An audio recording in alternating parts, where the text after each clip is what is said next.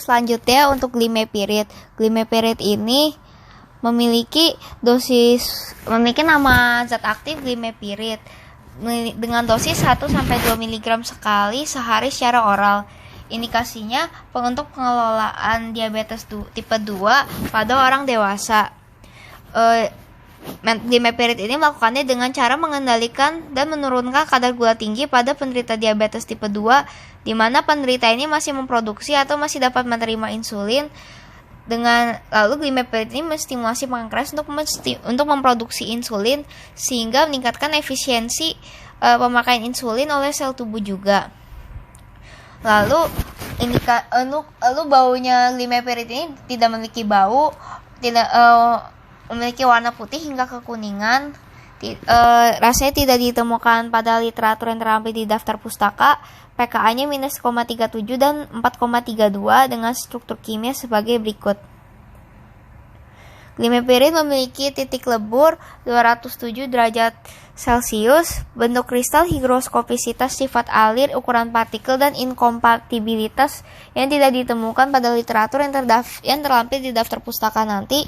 Kelarutan dalam airnya tidak praktis larut dalam air.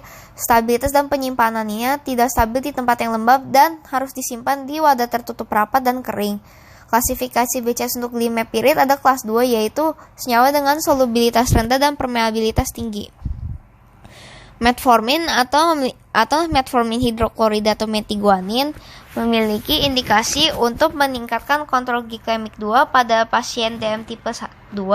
Ini dilakukan dengan cara mekanisme menurunkan produksi gula di hati serta meningkatkan sensitivitas sel otot terhadap insulin. Lalu dosis dari metformin memiliki dosis maksimal 3 gram per hari dengan pemberian oral dibagi menjadi 3 kali dalam sehari atau 850 mg 1-2 kali sehari dan 500 mg 2 atau 3 kali sehari. Bau dari metformin tidak memiliki bau, warnanya berupa serbuk kristalin putih, tidak memiliki rasa, pKa-nya 12,4 dengan struktur kimia sebagai berikut.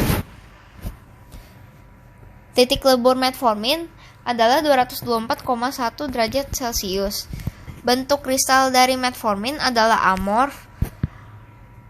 Lalu higroskopisitasnya termasuk higroskopis, sifat alir buruk, ukuran partikelnya termasuk mikrofir dalam rentang 1-10.000 mikrometer. Kelarutan dalam airnya 2 gram dalam 10 ml air, inkompatibel dengan laktosa, kurang stabil pada lingkungan bersuhu di atas 25 derajat, harus disimpan dalam kondisi wadah yang tertutup dan ditempatkan pada tempat sejuk, dan memiliki klasifikasi BCS 3 dengan solubilitas tinggi dan permeabilitas rendah. Sebelumnya, eksipien yang digunakan dalam studi preformulasi ini yaitu sodium starch glycolate sebagai suspending agent dan super disintegran, mikrokristalin selulose sebagai zat pengikat atau diluent, mannitol sebagai diluent plasticizer, asam stearat atau magnesium stearat sebagai lubrikan, talkum sebagai glidan, lubrikan tablet, diluent tablet, HPNCK 100 molar sebagai zat pengikat, sustain release polimer, santan gum sebagai stabilizing agent, sustain release agent, diluent, PVPK 30 untuk membantu pembentukan granul dan zat pengikat. Untuk setiap masing-masing bahan ini sebenarnya memiliki fungsi lain, namun fungsi utamanya adalah yang disebut sebagai berikut. Fungsi zat pengikat adalah sebagai eksipien pengikat untuk mengikat semua bahan-bahan yang digunakan dalam formulasi. Untuk mannitol digunakan sebagai pengisi tablet agar tablet yang dicetak ini lebih kompak atau padat, dan plasticizer ini dapat meningkatkan kekuatan tablet, dapat membantu pembentukan polimer dari bahan-bahan tablet agar mudah dibentuk, sehingga fungsi dari sustain release atau immediate release ini dapat diatur durasinya. Untuk asam stearat sebagai lubrikan tablet anti-adheren. Jadi campuran-campuran yang dicetak nanti dalam alat kempa ini tidak akan menempel di punch to die. Lalu fungsi anti-adherennya dan sifat alami hidrofobik yang dapat mengurangi area kontak antar partikel ini membuat MG stearat dapat berfungsi sebagai lubrikan tablet. Untuk talkum, lubrikan sendiri adalah zat yang dapat mengurangi friksi yang seperti tadi pada MG stearat. Glidan adalah zat yang ditambahkan ke bubuk untuk meningkatkan sifat pengalirnya. Lalu diluent atau filler adalah excipient dengan fungsi untuk membuat zat penyusun tablet lebih mudah dibentuk menjadi tablet dengan penambahan volume bulk dan ukuran tablet. Metformin hidroklorida ini sebagai zat aktif tadi, lalu HPMC K100 molar ini sebagai zat pengikat sustain atau sebagai sustain release polimer. Hidroksipropil metoselulose ini mengikat zat-zat yang digunakan untuk formulasi obat dan berperan sebagai matriks, yaitu zat yang dapat mempengaruhi dan mengatur waktu pelepasan zat aktif obat. Peningkatan viskositasnya cenderung menurunkan pelepasan obat sehingga dapat memperlama waktu yang dibutuhkan untuk pelepasan zat aktif obat apabila sustain release ini hendak dicapai. Polimer HPMC non-ionik ini meminimalisir interaksi zat digunakan dalam formulasi tablet terhadap lingkungan yang bersifat asam basa atau elektrolit. Untuk Satangam sebagai stabilizing agent, sustain release agent diluent.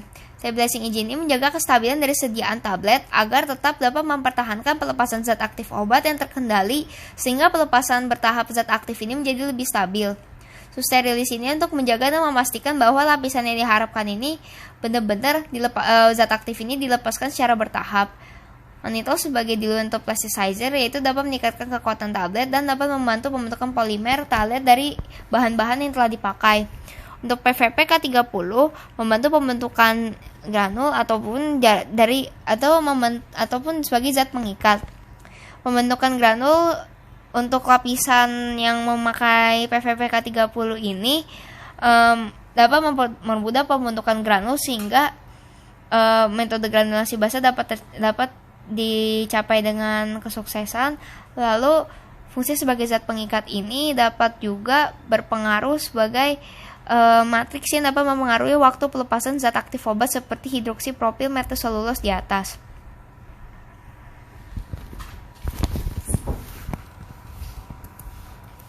Lalu selanjutnya ada pioglitazone hidroklorida.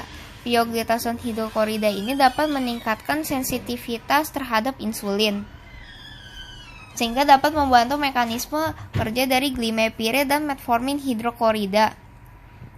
Selanjutnya formulasi yang digunakan. Formulasi yang digunakan ini untuk ada yang lapisan immediate release dan formulasi untuk lapisan sustain release. Glimepiride yang digunakan sebanyak 2 mg, pioglitazone hidroklorida 16,71 mg, sodium starch glycolate 15 mg, nitrokristalin selulose 30 mg, mannitol 46,5 mg, asam stearat 1,8 mg, talkum 5 mg. Sementara untuk formulasi lapisan sustain release, metformin hidroklorida yang digunakan sebanyak 500 mg, HPMC K100 molar 80 mg, Satangam 15 mg, mannitol 16 mg, PVP K30 20 mg, magnesium stearat 7 mg, dan talkum 12 mg. Alasan pemilihan bentuk sediaan dan pembuatan metode. Alasan pemilihan bentuk sediaan berupa tablet bilayer untuk mendapatkan efek sustain release atau pelepasan yang dapat dipertahankan, dan juga untuk mendesain obat dengan 2 atau lebih zat aktif dengan sifat fisikokimia serta inkompatibilitas aktif masing-masing yang berbeda. Perancangan tablet dengan jenis pelaju pelepasan zat aktif yang berbeda, mempertahankan stabilitas fisika dan kimia serta memastikan akurasi dosis. Lalu untuk mendapatkan efek sustain release ini dicapai dengan pemilihan matriks dari obat yang benar. Apabila matriks dari obat ini yang dipilih kurang tepat, maka dapat mempengaruhi efek sustain release yang diperoleh. Pelepasan bertahap ini memiliki ciri khas berupa pelepasan yang cepat atau onset cepat dan pelepasan bertahap dengan kecepatan pelepasan bertahap sesudahnya yang konstan. Sehingga penghindaran fluktuasi konsentrasi zat aktif di plasma darah dapat terhindar, dan onset obat cepat ini juga dapat membuat pasien dapat merasakan efek obat dengan lebih cepat. Lalu pengurangan frekuensi minuman obat dengan pada pasien ini juga dapat meningkatkan kepatuhan pasien dalam konsumsi obat. Selain itu, efektivitas terapi juga dapat ditingkatkan. Lalu cara kerjanya ada yang untuk immediate release layer, sustain release layer, dan juga bilayer untuk preparasi bilayer tablet. Pertama untuk immediate release, glimepirid, pioglitasen hidroklorida, mikrokristalin selulose, manitol dicampur hingga homogen dengan sodium starch glycolate atau cross camerulose sodium. Campuran bahan diayak dengan ayakan 40 mesh, lalu campuran juga dicampur dengan talkum dan MgS stearat atau stearic acid. Lalu untuk sisa rilis layer, metformin hidroklorida dicampur dengan polimer satengah manitol PVPK 30 hingga homogen, campuran diayak dengan ayakan 40 mesh, lalu campuran dikeringkan pada suhu 60 derajat Celcius. Granul dicampur dengan talkum dan MgS stearat. Selanjutnya kedua lapisan tablet ini dikempa pada alat kempas single punch pada jarak dari 10 mm. Lalu lapisan fast release-nya ini dikempa dengan siklus kempas tengah agar mencegah pencampuran antar lapisan terjadi. Punch atas dinaikkan dan punch bawah diturunkan hingga posisi terendah. Layar tablet yang dirancang untuk pelepasan bertahap dimasukkan pada die bawah, sementara kedua layer tablet ini nanti akan dikempa bersamaan sehingga tablet yang didapatkan memiliki diameter 10 mm. Lalu selanjutnya untuk metode pembuatan sediaan ini, untuk mendapatkan waktu pelepasan obat yang diinginkan, terdapat lapisan yang immediate release, lalu juga ada yang lapisan sustained release. Waktu pelepasan obat yang berbeda ini memampukan pasien untuk menikmati onset kerja obat yang cepat, namun juga durasi kerja yang lama sehingga dapat meningkatkan kepatuhan pasien juga berkontribusi pada situ. Lalu metode juga mudah untuk dilakukan. Meski terdapat berbagai jenis metode yang digunakan, yaitu lapisan immediate release menggunakan metode kempa langsung, lalu untuk sustained release menggunakan teknik granulasi basah. Namun laju pelepasan yang diharapkan ini berbeda juga dapat tercapai hanya dengan satu tablet saja, sehingga mengurangi jumlah tablet yang harus dikonsumsi oleh pasien. Lalu parameter kritis yang harus diperhatikan dalam pembuatan produk yaitu kekuatan punch dan daya digunakan, hasil pengukuran sudut diam formulasi, indeks kompresibilitasnya, hasil rasio Hausner, waktu disolusi obat. Keempat paling terakhir ini berpengaruh pada semua parameter kritis untuk pembuatan produk lainnya. Yaitu pertama pengukuran sudut diam formulasi, indeks kompresibilitas, rasio Hausner, dan waktu disolusi obat ini harus optimal dan sesuai yang diharapkan. Apabila terjadi ketidaksesuaian baik dalam prosedur pengukuran, maka akan didapatkan data tidak akurat sehingga parameter kritis yang harus dikritisi pada bagian pengaturan alat dan bahan ini juga tidak akan valid. Lalu kekuatan punch dan die serta jarak punch dan die yang digunakan ini dapat mempengaruhi kekerasan tablet yang didapatkan, sehingga harus dioptimasi.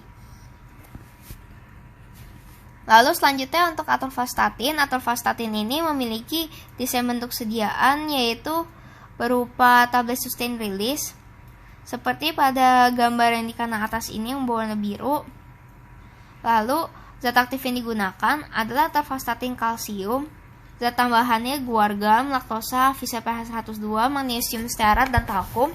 Lalu alat yang digunakan adalah single punch rotatory punching machine atau untuk alat kempanya dengan punch berbentuk datar 8 mm dengan jarak 8 mm. Lalu untuk pengujian disolusinya dengan menggunakan USP pedal tipe aparatus dengan larutan buffer fosfat pH 6,8. Selanjutnya untuk studi preformulasi, penambahan masing-masing excipient ini memiliki fungsi-fungsinya, yaitu pertama guargam sebagai suspending agent, tablet binder, tablet disintegran, dan viscosity increasing agent. Suspending agent dan tablet binder dan tablet disintegran sebelumnya sudah dijelaskan, namun untuk viscosity increasing agent ini jadi bekerja dengan cara meningkatkan viskositas dari campuran serbuk-serbuk yang digunakan untuk formulasi sehingga matriks obat yang sesuai dapat juga diperoleh. Seperti yang dirancang sebelumnya, atorvastatin kalsium ini sustained release, jadi diperlukan viskositas yang sudah optimum untuk mendapatkan matriks yang cukup dapat mengikat semua zat aktif formasinya dan mengatur waktu pelepasannya. Untuk laktosa sebagai filler atau pengisi, VCPH sebagai zat pengikat dan diluent atau filler, magnesium stearat sebagai lubrikan, dan talkum sebagai glidan, lubrikan, dan diluent tablet. Sebelumnya fungsi-fungsi ini sudah dijelaskan, yaitu laktosa ini sebagai filler. Filler ini jadi fungsi ini untuk meningkatkan kompaktibilitas dan kompresibilitas dengan menambah volume bulk. dari tablet sehingga tablet ini akan mudah dicetak. Lalu zat pengikat ini fungsinya untuk mengikat semua zat-zat yang digunakan untuk formulasi sehingga dapat dicetak menjadi satu kesatuan. Magnesium stearat sebagai lubrikan dan ini berfungsi untuk membuat campuran agar tidak menempel pada alat gempa. Lalu atorvastatin ini memiliki dosis umum 10-20-40 mg sekali sehari dengan dosis awal 40 mg disarankan bagi pasien harus mengurangi kolesterol LDL sebanyak lebih dari 45%. Atorvastatin ini untuk menangani dilipidemia dan mencegah penyakit jantung koroner dengan warna putih dan pKa 4,46 dan struktur kimia sebagai berikut. Untuk bau dan rasanya tidak ditemukan pada semua literatur yang tercantum di daftar pustaka nanti. Titik leburan 168 sampai 170 derajat Celcius, bentuk kristal amorf, higroskopisitas sedikit higroskopik, sifat alirnya buruk, ukuran partikelnya ini tidak menentu, namun ada yang sekitar 28,10 mm. Lalu kelarutan dalam air ini larut dalam 1,12 kali 10⁻³ mg per liter pada suhu 25 derajat Celcius atau sedikit larut dalam air. Inkompatibilitasnya itu dengan oksidator kuat atau asam kuat dengan stabilitas dan penyimpanan stabil pada suhu ruang, kurang stabil pada suhu tinggi, kelembapan tinggi dan intensitas cahaya tinggi, dan serta lingkungan pada pH rendah, sehingga perlu disimpan pada tempat teduh pada suhu ruang dan tempat sejuk. Lalu klasifikasi BCS dari atorvastatin adalah kelas 2 dengan yaitu senyawa dengan solubilitas rendah dan permeabilitas tinggi. Lalu formulasi yang digunakan adalah atorvastatin kalsium 40 mg, guargam 240 mg, laktosa 224 mg, avisel pH 180 mg, magnesium stearat 8 mg, talkum 8 mg dengan berat total 600 mg. Alasan pemilihan bentuk sediaan dan metode pembuatan sehingga menjadi produk jadi ini, pertama, untuk menghindari fluktuasi konsentrasi zat aktif di plasma darah karena pelepasan zat aktif obat terjadi secara bertahap seperti yang sudah dirancang sebelumnya dan dijelaskan sebelumnya. Lalu untuk meningkatkan kepatuhan pemakaian obat pasien dan memperpanjang waktu dosis. Jadi dengan adanya sustain release, efek terapeutik dari obat ini dapat diperpanjang sehingga jumlah obat yang harus diminum oleh pasien ini berkurang sehingga kepatuhan pasien meminum obat ini meningkat.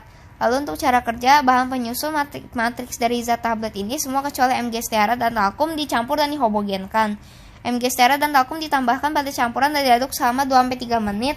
Lalu campuran dikempa dengan metode kempa langsung dengan single punch rotatory punching machine dengan punch datar 8 mm. Alasan pemilihan metode pembuatan sediaan kempa langsung ini antara lain karena metodenya ini mudah, praktis dan cepat dikerjakan serta dapat dipakai apabila zat aktif tidak tahan terhadap kondisi lembab dan suhu tinggi. Lalu selanjutnya parameter kritis yang harus diperhatikan dalam pembuatan produk. Parameter kritis yang harus diperhatikan antara lain adalah kekuatan punch dan die, pemilihan polimer untuk mendapatkan matriks obat untuk pelepasan bertahap sehingga dan jenis pengujian disolusi dengan alat dan media tertentu. Alat dan media tepat untuk pengujian disolusi ini harus tepat karena apabila alat dan metode tidak tepat juga maka akan tidak valid untuk dikritisi untuk mengkritisi cara pembuatannya. Selanjutnya kekuatan punch dan die. Apabila kekuatan punch dan die serta jarak punch dan die ini tidak optimal, maka pembuatan produk ini berupa tablet sustain release tidak akan mendapatkan hasil yang memuaskan karena berberesiko menghasilkan tablet dengan kompresibilitas dan variabilitas yang rendah.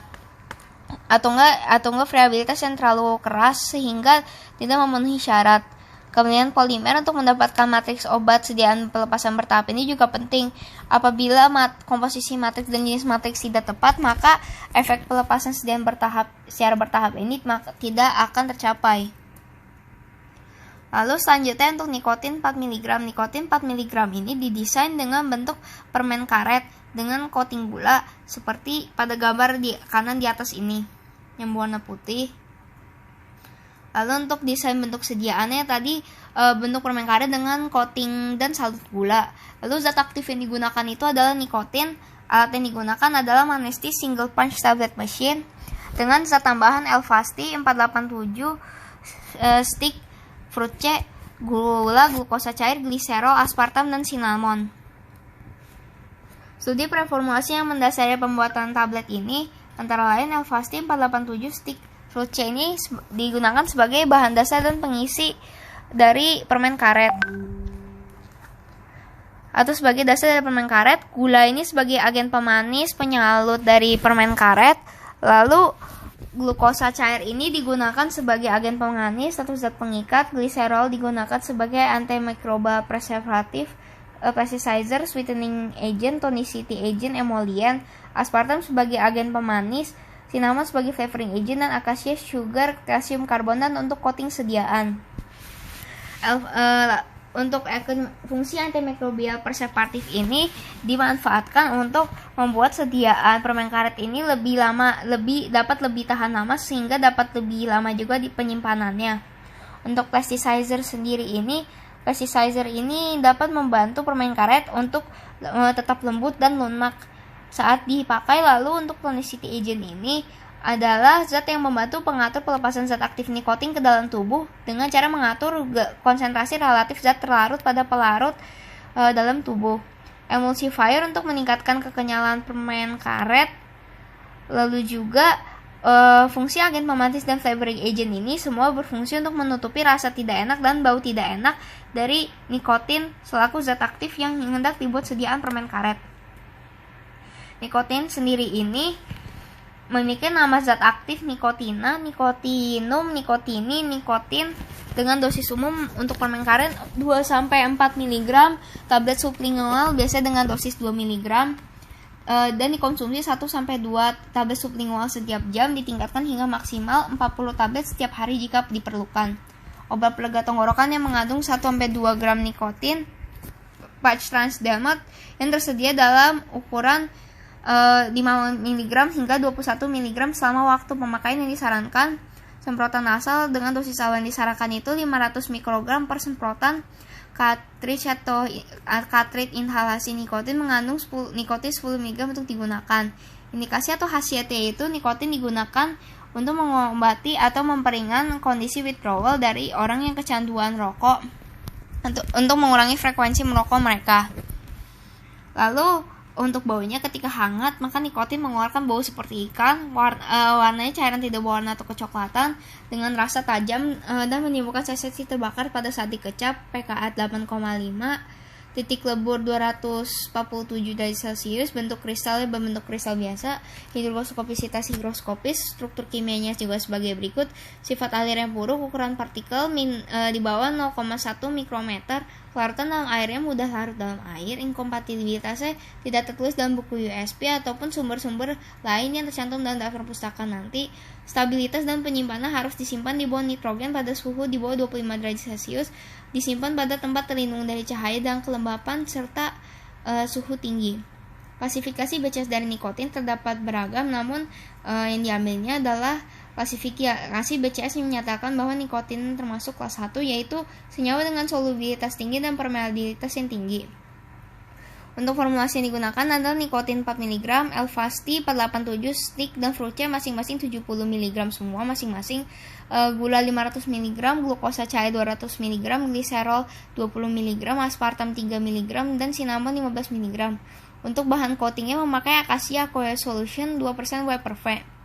Alasan pemilihan bentuk sediaan antara lain adalah untuk mempermudah pengantaran zat aktif obat secara sistemik dengan bioavailabilitas yang tinggi. Bioavailabilitas yang tinggi ini dimungkinkan karena bentuk sediaan permen karet ini memungkinkan nikotin untuk masuk ke dalam sistemik tubuh tanpa melewati first pass metabolism, karena langsung nyambung ke sistemik dari vena pada sekitar bukal. Lalu selanjutnya mudah dipakai untuk orang awam sekalipun tanpa adanya perlunya membutuhkan keahlian khusus. Memiliki onset yang cepat, biasanya 20-30 menit, dan dapat mengurangi efek samping yang ditimbulkan seperti pengurangan toksisitas dan mulut kering. Asal pemilihan metode kempal langsung ini antara lain mudah dan praktis dikerjakan dan cepat juga, dapat dipakai pada zat yang tidak tahan panas atau kondisi lembab yang ekstrim, dan menghasilkan disolusi yang cepat karena sediaan kempal langsung ini tidak memerlukan pembesaran ukuran partikel. Lalu untuk cara kerja pertama, bahan dasar karet yang digunakan itu yaitu adanya Elfasti 487 stick dan fruit C, semuanya dicampur dan dilembutkan pada suhu 60 derajat Celcius. nikotin, tartaras, sugar, liquid glucose, gliserin dicampurkan pada dasar permen karet yang tadi sudah disiapkan, dan campuran ini dihomogenkan dan dipertahankan pada suhu sekitar 40 derajat Celcius pada lingkungannya. Campuran lalu dipotong menjadi bentuk dan ukuran seragam, disimpan pada suhu ruang selama 48 jam. Permen diberi lapisan Acacia Aqueous Solution 2% WPRV dan ditaburi gula dan Acacia Sugar Calcium Carbonate coating. Selanjutnya, parameter kritis yang harus dikritisi itu adalah sebagai berikut, yaitu kekuatan batch dan die, suhu yang digunakan selama proses manufakturasi, jumlah stroke mastication, dan kesesuaian proposisi bahan-bahan preformulasi. Kekuatan dan jarak batch dan die yang sesuai ini harus didapatkan karena dapat mempengaruhi kompresibilitas dan kompaktibilitasnya. Apabila terlalu keras atau terlalu lunak, maka stabilitas obat akan terganggu sehingga pengantaran zat aktifnya memiliki jumlah yang tidak seragam. Lalu suhu yang digunakan selama proses itu harus sesuai, 60 derajat untuk pelembutan bahan dasar permen karet dan 40 derajat untuk penambahan bahan rasa penambah rasa. Apabila suhu tidak optimum, maka dapat dikhawatirkan penambahan rasa yang terjadi itu tidak homogen. Lalu pelembutan bahan dasar juga tidak homogen, sehingga dapat terjadi permen karet dengan rasa yang tidak karuan atau tidak sama, dan kegagalan dari sediaan untuk menutupi rasa tidak enak dari nikotin, serta pelembutan bahan dasar yang tidak merata, semisal satu sisi yang terlalu keras dan satu sisi yang terlalu lembut, sehingga stabilitas dari sediaan itu juga tidak seragam nantinya.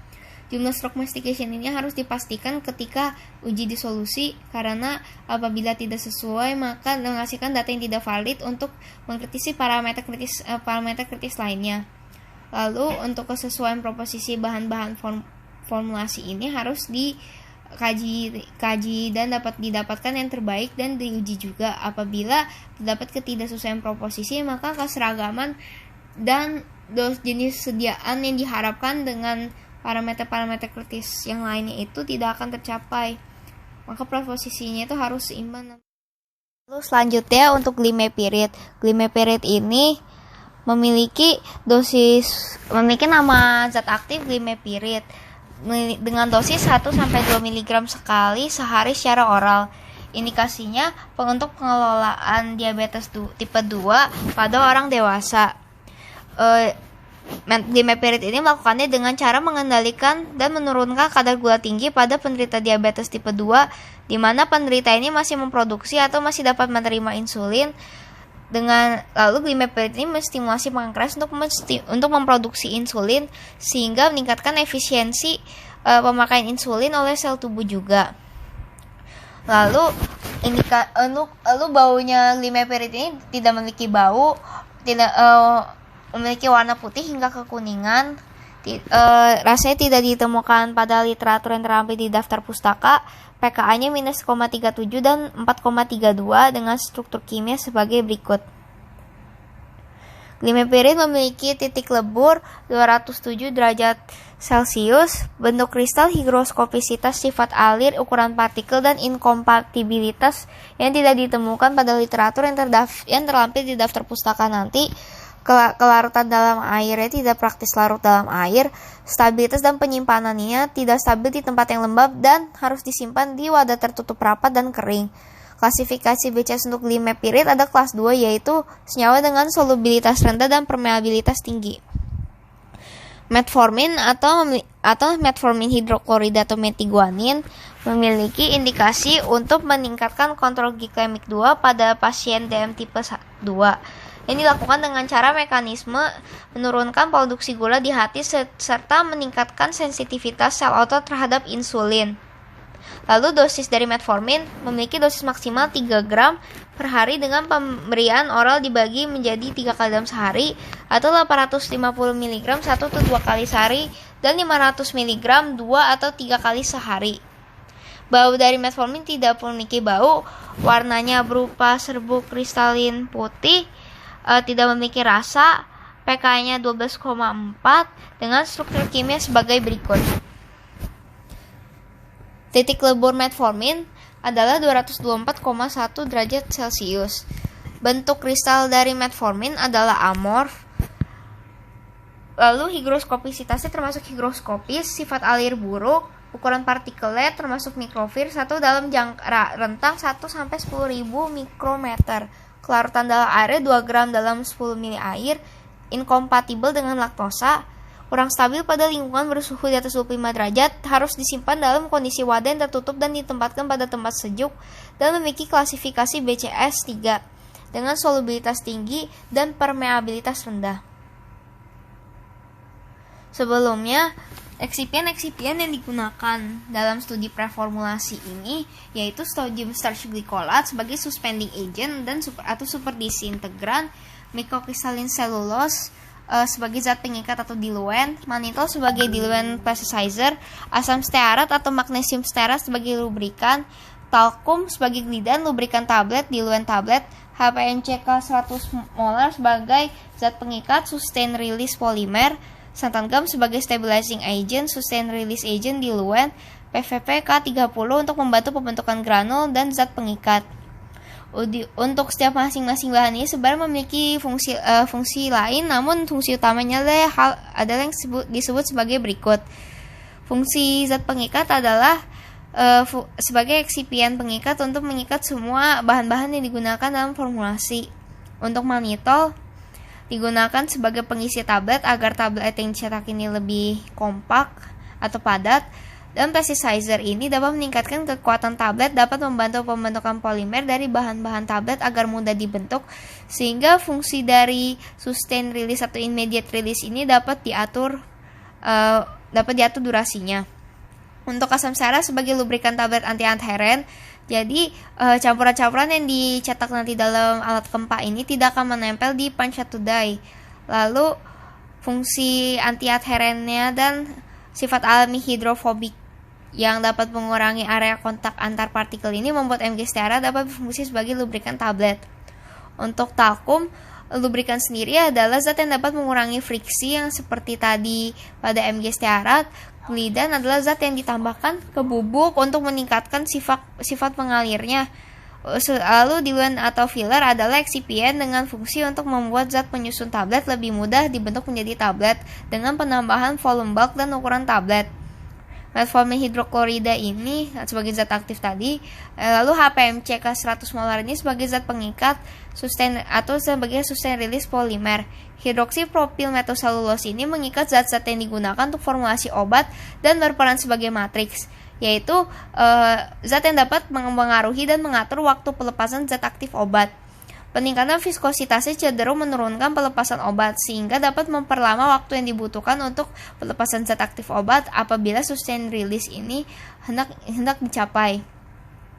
Polimer HPMC